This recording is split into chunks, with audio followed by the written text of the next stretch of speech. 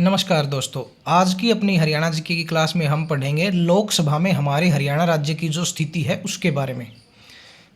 तो भारत की जो संसद है वो द्विसदनीय है, जैसा कि हम जानते हैं, जिसमें निचला जो सदन है वो लोकसभा है और उच्च सदन राज्यसभा है। राज्यसभा में हरियाणा की स्थिति के बारे में हमने पिछली वीडियो में देखा था, तो आज हम लोकसभा के बारे में देखते हैं। लोकसभा के जो सदस्य हैं वो वयस्क सार्वभौमिक मताधिकार के द्वारा 5 साल के लिए चुने जाते हैं और अपने अपने निर्वाचन क्षेत्र का लोकसभा में प्रतिनिधित्व करते हैं। भारत का जो संविधान है उसके द्वारा आवंटित इस सदन की जो अधिकतम सदस्य संख्या है वो 552 है। शुरुआत में 1950 में वो 500 थी, लेकिन वर्तमान में अधिकतम संख्या 552 है। वर्तमान में सदन में 543 सीटें हैं, जो अधिकतम 543 निर्वाचित सदस्यों के चुनाव से ही बनती हैं। भारत के राष्ट्रपति द्वारा जो एंग्लो इंडियन को नामांकित जो किया जाता था वो प्रावधान 104वें संविधान संशोधन अधिनियम 2019 के द्वारा जनवरी 2020 में समाप्त कर दिया गया है। तो अब एंग्लो इंडियन का कोई वो रहा नहीं, अस्तित्व रहा नहीं लोकसभा में। भारत के प्रत्येक राज्य को उसकी जनसंख्या के आधार पर लोकसभा सदस्य मिलते हैं, और लेकिन वर्तमान में जो 1971 की जो जनसंख्या है उस पर आधारित ये लोकसभा सीटों का जो सिस्टम है ये 1971 की जनसंख्या पर आधारित है। अगली बार जो लोकसभा सदस्यों का जो निर्धारण होगा वो 2026 में किया जाना प्रस्तावित है। हरियाणा राज्य को 1971 की जनसंख्या के आधार पर लोकसभा में 10 सीटें प्राप्त हैं, जिनमें से 2 सीटें अनुसूचित जाति के लिए आरक्षित हैं, जो कि अम्बाला और सिरसा हैं। जब हरियाणा राज्य का गठन हुआ तब इसे 7 लोकसभा सीटें दी गई थी और वो 1967 में चौथी लोकसभा चुनाव से पहले 9 कर दी गई थी। 1976 के परिसीमन के बाद हमारे लोकसभा क्षेत्र 10 कर दिए गए, यानी कि हमारी लोकसभा सीटें 10 कर दी गई, जिनमें 2 आरक्षित सीटें हैं जो कि वर्तमान तक चली आ रही हैं। परंतु 2008 का जो डिलिमिटेशन ऑर्डर आया था उसके अनुसार संख्या तो 10 ही रही, लेकिन छोटा सा एक बदलाव ये क्या किया गया कि भिवानी और महेंद्रगढ़ जो 2 सीटें थी उनको मिलाकर एक नई भिवानी महेंद्रगढ़ लोकसभा सीट बना दी गई, और जो गुड़गांव लोकसभा सीट है उसको फिर से सेपरेट बना दिया गया।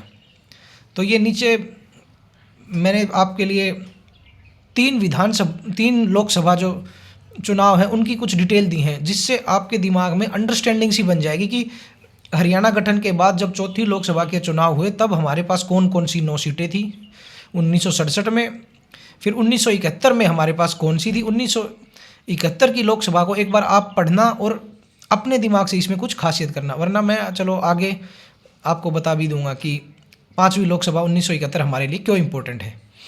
और उसके बाद जो 1976 के डिलिमिटेशन के बाद जो 1977 के लोकसभा चुनाव हुए थे, 6ठे लोकसभा चुनाव, उनके बारे में भी एक बार आपको ज़रूर पढ़ना है, क्योंकि इनसे आपके दिमाग में एक इमेज सी बनेगी कि सबसे पहले कौन कौन सी लोकसभा सीटें थी, फिर अगले लोकसभा चुनाव में कौन सी सीटें हो गई, उनमें क्या डिफरेंस आया, फिर 6ठी लोकसभा में मतलब 1976 में जो परिसीमन हुआ उसके बाद क्या फ़र्क आया। और क्योंकि जो 1976 के बाद 1977 में जो सीटें हैं वो सीटें लगभग 2008 के लिमिटेशन ऑर्डर में जो छोटा सा डिफरेंस आया है उसके अलावा बाकी लगभग आज तक वही सीटें चली आ रही हैं। तो इसके बारे में 1977 की जो 6ठी लोकसभा है उसकी एक एक सीट के बारे में पढ़ना आपके लिए बहुत ज़रूरी है।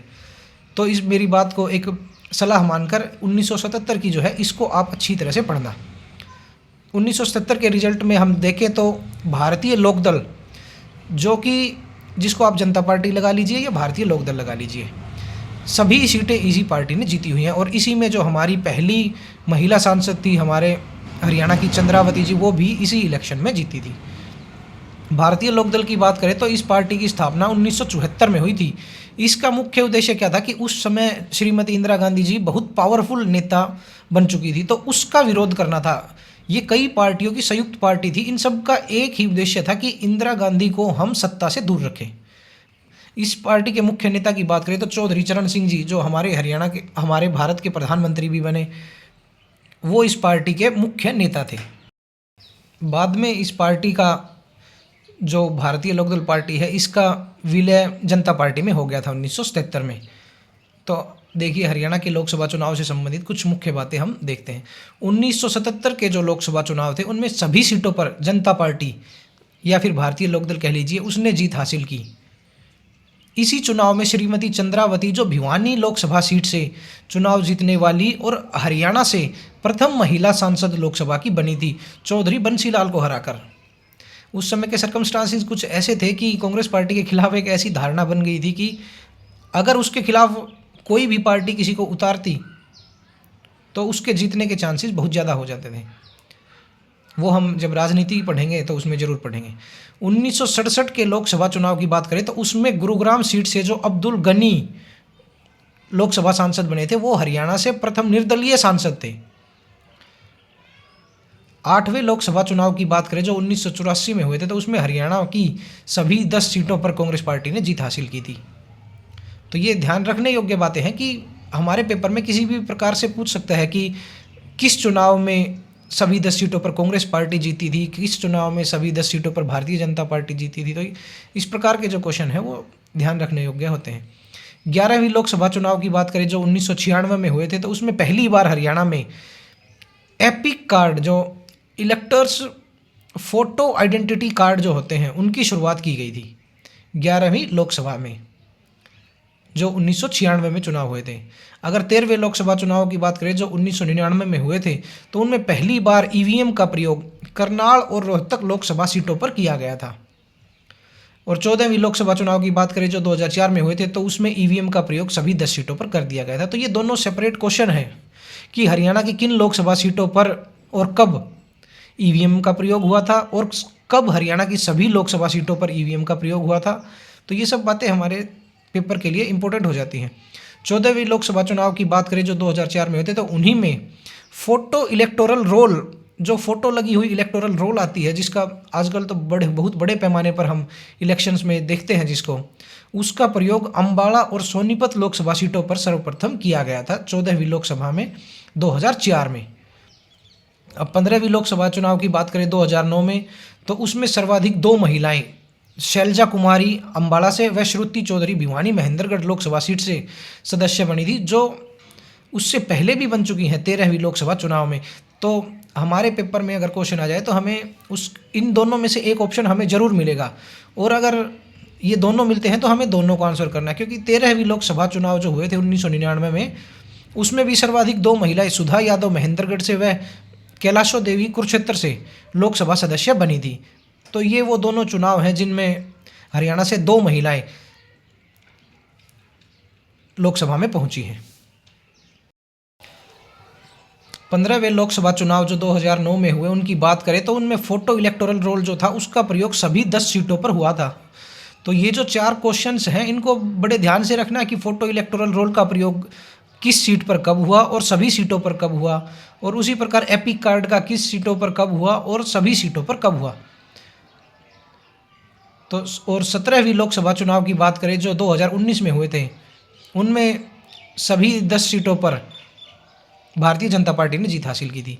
हमारी 18वीं लोकसभा जो वर्तमान में चल रही है उसमें 5 सीटें कांग्रेस पार्टी के पास और 5 सीटें भारतीय जनता पार्टी के पास हैं।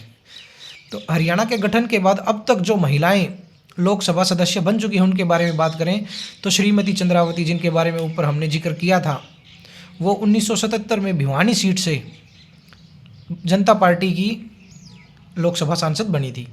दूसरी महिला की बात करें तो कुमारी शैलजा जिनके बारे में हमने पीछे की वीडियो में पढ़ा था वो 1991, 1996 और 2024 में 3 बार तो सिरसा आरक्षित लोकसभा सीट से लोकसभा सांसद बन चुकी हैं और 2004 और 2009 में अम्बाला जो आरक्षित सीट है वहाँ से लोकसभा सांसद बन चुकी हैं। इनकी पार्टी कांग्रेस पार्टी है।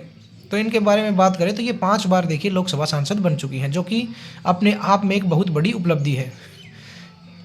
तीसरी अगर हम बात करें कैलाशो देवी सैनी की जो कि 1998 और 1999 में कुरुक्षेत्र से लोकसभा सांसद बनी थी। उनकी पार्टी की बात करें तो 1998 के चुनाव में हरियाणा लोक दल राष्ट्रीय जो जिसके बारे में हम जब राजनीतिक पार्टियों के बारे में पढ़ेंगे तो पूरी डिटेल में पढ़ेंगे, और 1999 में इंडियन नेशनल लोक दल।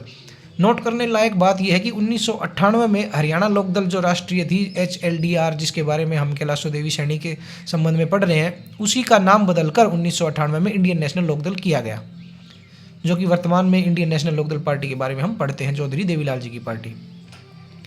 चौथी महिला सांसद की बात करें तो सुधा यादव 1999 में महेंद्रगढ़ से भारतीय जनता पार्टी की लोकसभा सांसद बनी थी। और 5वीं महिला सांसद की बात करें तो श्रीमती श्रुति चौधरी, जो 2009 से भिवानी महेंद्रगढ़ सीट से कांग्रेस पार्टी की लोकसभा सांसद बनी थी, जो कि वर्तमान में हमारे तोशाम विधानसभा सीट से विधायक भी हैं और हरियाणा की महिला एवं बाल विकास और सिंचाई एवं जल संसाधन मंत्री भी हैं। 6ठी महिला सांसद की बात करें तो सुनीता दुग्गल जी, जो 2019 में सिरसा लोकसभा सीट, जो आरक्षित सीट है, वहाँ से भारतीय जनता पार्टी की लोकसभा सांसद बनी थी। हरियाणा लोकसभा की बात करें तो हरियाणा लोकसभा का सर्वाधिक आरक्षित विधानसभाओं वाला क्षेत्र सिरसा लोकसभा क्षेत्र है, जिसके अंडर में 3 आरक्षित विधानसभा क्षेत्र आते हैं। और हरियाणा की एकमात्र लोकसभा सीट की बात करें तो अम्बाला वो सीट है जो शुरुआत से लेकर अब तक आरक्षित है, क्योंकि अगर 1971 की जो हमारी लोकसभा चुनाव की डिटेल्स है उसको हम देखेंगे तो आपको ये पता लगेगा कि 1971 के लोकसभा चुनाव में सिरसा को आरक्षित सीट का दर्जा नहीं दिया गया था।